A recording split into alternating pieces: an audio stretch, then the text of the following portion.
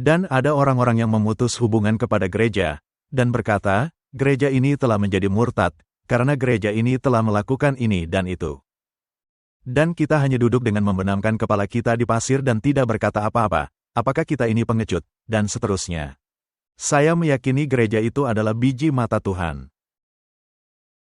Dan jika Tuhan mengasihi gereja, maka kita juga mesti mengasihi gereja. Dan jika memang gereja tidak baik, maka kita mesti menanyai diri kita sendiri, mengapakah Allah mau mengasihi gereja yang tidak baik? Ya, itu pertanyaan yang sangat bagus. Dan jangan Anda lancang dengan menyebutnya Babel, dan jangan pernah mengajak orang-orang pergi meninggalkan gereja. Jangan. Kita mesti tegas soal ini. Ya. Baik, umat-umatku binasa karena tidak berpengetahuan. Saya baru-baru ini masuk dalam wawancara radio yang membahas mengapa orang-orang pergi meninggalkan gereja. Dan khususnya mengapa orang-orang muda pergi meninggalkan gereja. Dan itu membuat Anda berpikir, mengapa mereka pergi meninggalkan gereja, apa penyebabnya? Lalu muncul ayat ini dalam pikiran saya, umat-umatku binasa karena tidak berpengetahuan. Mungkin Anda bisa sedikit menjabarkan, apa yang dimaksudkan dengan pengetahuan di sini? Itu adalah hal yang mesti kita ketahui, hal yang sangat penting. Dan mengapakah kita sebagai suatu denominasi, memiliki posisi yang sedemikian penting di dunia, dan begitu berbeda.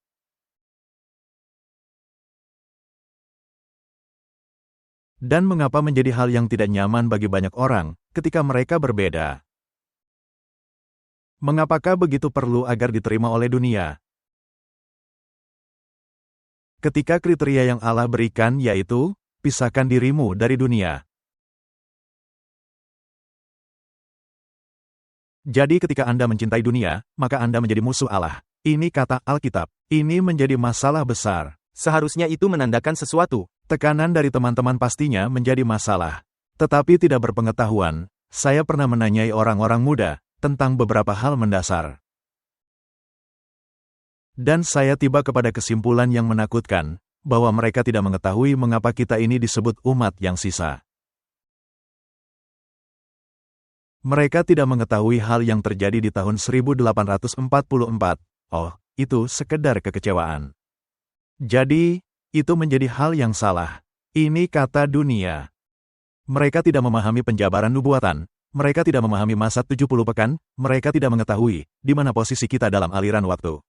Mereka tidak memahami mengapa gereja dalam keadaannya seperti sekarang, atau lebih menyerupai dunia. Benar. Sebenarnya Anda bisa merubah perkataan, dari kekecewaan besar kepada pencerahan besar.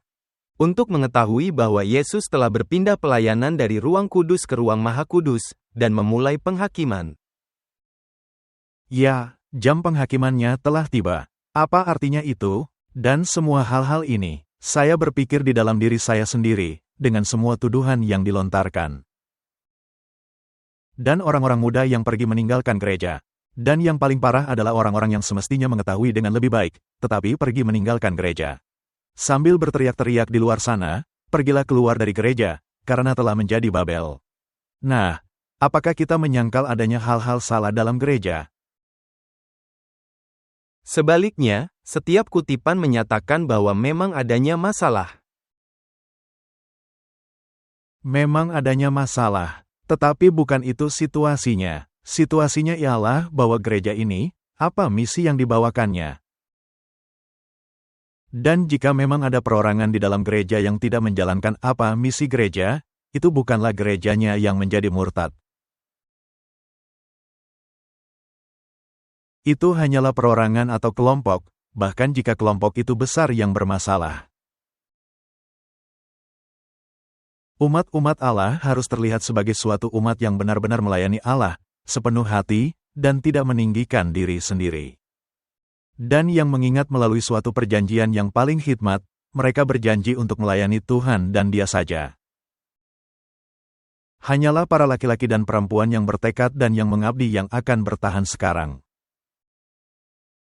Kristus terus menyaring para pengikutnya, terus-menerus hingga tiba di suatu waktu yang menyisakan 11 orang. Dan beberapa perempuan yang setia, yang menjadi landasan bagi gereja Kristen. Apakah akan ada penampian? Ya, seperti kepada 12 murid Yesus. Adanya orang-orang yang akan mundur, ketika beban mesti dipikul. Tetapi ketika gereja bersinar, mereka akan dipenuhi semangat, bernyanyi dan berseru, tetapi perhatikan mereka. Ketika semangat itu menghilang, hanya beberapa Kaleb yang setia, yang akan tetap bertahan dan memegang prinsip. Kita ada dalam keadaan kritis. Kita mesti menantikan orang-orang seperti Kaleb dan Yosua untuk menyatakan diri mereka. Tidak ada orang yang bisa sukses dalam pelayanan kepada Allah, kecuali dicurahkannya seluruh hatinya kepada pekerjaan. Dan menganggap segala sesuatu sia-sia guna memperoleh pengetahuan unggul akan Kristus. Tidak ada orang yang mundur, bisa menjadi murid Kristus, apalagi menjadi rekan sekerja Kristus. Baiklah, jadi dalam situasi genting ini, Allah memiliki suatu umat, dan Allah menampi dan mengguncang mereka. Bisakah Anda berkata, baik saya menerima Sabat, tetapi menolak reformasi kesehatan? Tidak bisa. Martin, Anda terlalu fanatik. Tepat sekali. Baiklah, jadi telah ada penampian. Dan Anda mesti memiliki roh kerendahan hati seperti anak kecil. Iri hati, kesombongan, ambisi duniawi, keserakahan, menyukai kemudahan-kemudahan, mesti dikorbankan di atas mezbah kewajiban. Martin, ini adalah perubahan karakter yang mesti terjadi. Lalu Ellen White bertanya, untuk orang-orang setia seperti Kaleb dalam zaman dunia sekarang ini. Kita menginginkan laki-laki dan perempuan yang memiliki pengendalian diri, nilai moral, mengasihi dan takut akan Allah. Orang yang meninggikan kesalehan pribadi dan teguh dalam prinsip-prinsip keagamaan. Allah tidak dihormati oleh stamina moral yang kurang. Dan banyak yang mengaku menjadi orang-orang Kristen, nampaknya hanya setengah bertobat. Mereka katakan bahwa mereka mempercayai kebenaran, tetapi yang mencintai kemewahan yang sangat mencederai kesehatan, daripada mencintai Yesus atau kebenaran. Mereka menginginkan aksesori tambahan, mereka tidak menginginkan bagian ini. Apakah Israel kuno masuk golongan itu? Oh, tentu saja. Mereka terus bersungut-sungut. Siapa yang terburuk di antara mereka? Kumpulan orang yang kawin campur. Kumpulan orang yang kawin campur. Untungnya, kita tidak memiliki kumpulan yang kawin campur. Kita adalah kumpulan campuran itu. Makan dan minum dilakukan secara berlebih-lebihan. Ini disebutkan Kristus sebagai keadaan di akhir zaman. Martin, ini sama seperti keadaan sebelum air bah Nuh. Kristus menghendaki para pengikutnya memegang prinsip yang tidak menyimpang. Adalah penting bagi orang Kristen dalam pikiran, perkataan, dan tindakan untuk menghindari segala sesuatu yang mengarah kepada dosa. Martin, apakah kita memang melakukan hal itu sebagai jemaat? Tidak. Tetapi ada beberapa yang mengupayakannya. Dan itu merupakan hal yang mesti diingat. Di dalam surat-surat dan kesaksian, ini berkata-kata kepada Anda sebagai seorang pribadi. Baiklah. Dan bukan merupakan tujuan Anda memaksakan hal itu kepada orang lain. Nah, garis mendasarnya ialah, apakah adanya orang-orang yang memberontak melawan reformasi kesehatan? Ya. Benar. Ada alasan berharga mengapa kita mesti menghargai Sabat sejati, dan membela kebenarannya, karena menjadi tanda yang membedakan umat Allah dari dunia. Hukum yang dunia abaikan adalah hukum yang karenanya umat Allah akan mendapatkan kehormatan yang lebih besar. Ketika manusia yang tidak percaya menyepelekan firman Allah, maka orang-orang setia seperti Kaleb yang akan dipanggil. Nah, kebanyakan orang yang berada dalam gereja ini, adalah karena mereka mempercayai Sabat, benar. Nah, saya berbicara kepada salah satu redaktur dari majalah kita. Saya menanyai dia, karena dia sangat liberal, mengapa Anda menyucikan Sabat? Dia berkata, karena saya lahir sebagai penganut Advent. Jadi misalnya Anda lahir sebagai keluarga Katolik, maka Anda menyucikan hari Minggu. Dia menjawab, ya. Apakah tidak ada bedanya bagi Anda? Dia berkata, tidak. Jadi mengapa Anda menyucikannya? Karena saya lahir dari keluarga Advent, dan itu hal yang saya ketahui. Apakah ini penting bagi Anda? Tidak. Tidak menjadi soal hari apa yang Anda sucikan. Ini seorang penganut Advent yang berbicara seperti ini. Nah, dia mewakili kelompok besar karena dia menjadi redaktur dari salah satu majalah kita. Mestikah saya meninggalkan gereja ini, karena orang itu membicarakan hal omong kosong? Tidak, seharusnya Anda mesti berkata, Tuhan, ampuni dia karena dia tidak tahu apa yang dilakukannya. Benar. Dan perwakilan lainnya dari suatu bangsa yang sangat terkenal sedang memegang semacam perhiasan. Lalu ada yang bertanya, apa itu? Dia menjawab, ini untuk martini saya. Nah Martin, mestikah saya meninggalkan gereja, karena orang tadi berpikir boleh minum martini? Tidak. Baiklah. Bagaimana pengalaman Caleb? Dia melihat batu di tangan orang-orang yang membawakan laporan palsu. Tetapi hal ini tidak mencegahnya untuk menyampaikan pekabaran yang mesti dikabarkan. Roh yang sama akan dinyatakan oleh orang-orang yang sekarang ini, yang setia kepada Allah. Martin, jika Anda memberitakan kebenaran, apakah akan ada batu di tangan orang-orang? Ya, selalu. Apakah Caleb meninggalkan gereja karena hal itu? Tidak, dia menyertai mereka di padang gurun selama 40 tahun, dan memasuki Kanaan. Caleb berkata, berikan gunung ini, dan para raksasanya akan kuhadapi. Wah, itu sangat indah. Jadi gantinya pergi meninggalkan gereja dan bersungut-sungut. Anda akan berkata, berikan gunung ini, kelompok murtad ini, dan aku akan berbicara kepada mereka. Saya akan menghadapi dan menyelesaikan masalah. Jika ada gangguan, saya akan memakai pedang saya. Jadi Martin, kita menghadapi situasi ini. Nabi Maleaki berkata, sesungguhnya aku akan mengutus Nabi Elia kepadamu menjelang datangnya hari Tuhan yang besar dan dahsyat itu. Maka ia akan membuat hati bapak-bapak berbalik kepada anak-anaknya dan hati anak-anak kepada bapak-bapaknya. Jadi Martin, apakah ada pekabaran yang mesti menyentuh hati? Ya. Keseluruhan pekabaran ini seharusnya menyentuh hati Anda. Nah, jika ada pekabaran, apakah ada jaminan bahwa semua hati akan tersentuh? Tidak. Sudah ada banyak contohnya. Dan apakah karena alasan itu, saya mesti pergi meninggalkan gereja?